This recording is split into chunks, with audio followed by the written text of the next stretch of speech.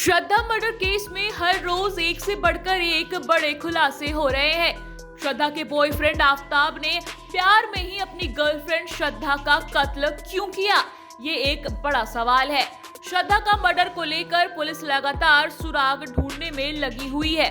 इस बीच पुलिस को श्रद्धा murder case में एक बड़ा सुराग हाथ लगा है। पुलिस को मेहरौली के जंगल से जबड़े का एक हिस्सा मिला है, जिसमें एक तरफ रूट कनाल ट्रीटमेंट किया गया है। जबड़े का ये हिस्सा अब श्रद्धा वॉकर मर्डर केस में एक बेहद अहम सुराग साबित हो सकता है। आइए जानते हैं कि आखिर पुलिस को वो कौन सा सुराग हाथ लगा है जो इस केस में आफताब को फांसी के फंदे तक पहुंचाएगा। मीडिया रिपोर्ट्स के मुताबिक श्रद्धा मर्डर केस में पुलिस को मेहरौली के जंगल से जो जबड़े का हिस्सा मिला है, उसको लेकर पुलिस ने डॉक्टरों से संपर्क किया। इससे पता चला है कि श्रद्धा ने कुछ समय पहले ही मुंबई में रूट कनाल ट्रीटमेंट करवाया था। मेहरौली के एक डेंटिस्ट ने बताया है कि उन्हें एक जबड़े के हिस्से का फोटो दिखाया गया, जिसे पुलिस ने बरामद किया है।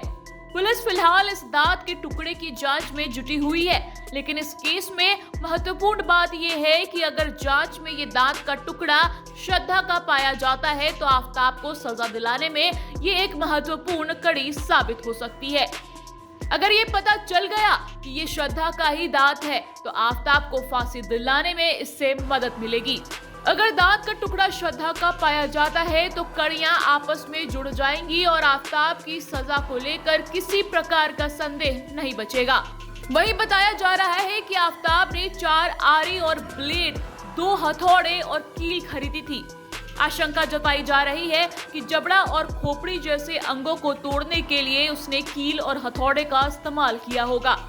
पुलिस इस केस में आफताब को लेकर दुकान पर आई थी तो आफताब ने एक ब्लेड को उठाकर पुलिस को बताया था कि इसी तरह की ब्लेड उसने खरीदी थी। उसने दुकान पर ही पुलिस से दावा किया कि उसने 4 ब्लेड और आरी की एक फ्रेम खरीदी थी। आफताब ने पुलिस को बताया कि उसने ये सब चीजें 18 मई को खरीदी थी। श्रद्धा मर्डर केस में अब तक पुलिस को श्रद्धा के शव से जुड़ा कोई ठोस सबूत हाथ नहीं लगा है।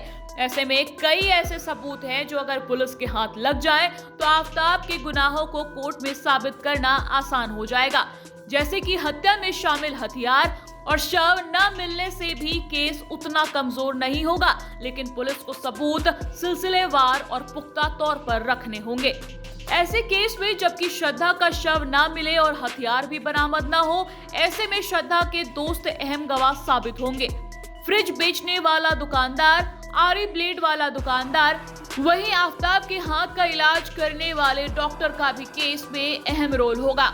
इसके साथ ही call record, location, dating app, Google search और खुद आफताब का कबूलनामा उसे फांसी के फंदे तक पहुंचाने के लिए काफी होगा।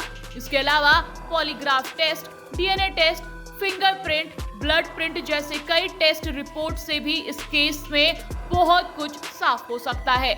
पॉलीग्राफ और नार्को टेस्ट से सब कुछ सामने आ जाएगा। बता दें कि आफताब पूनावाला ने 18 मई को दिल्ली के छतरपुर में अपनी लिव इन पार्टनर श्रद्धा की गला दबाकर हत्या कर दी थी। इतना ही नहीं, उसने श्रद्धा की लाश के 35 टुकड़े करने की भी बात कही है।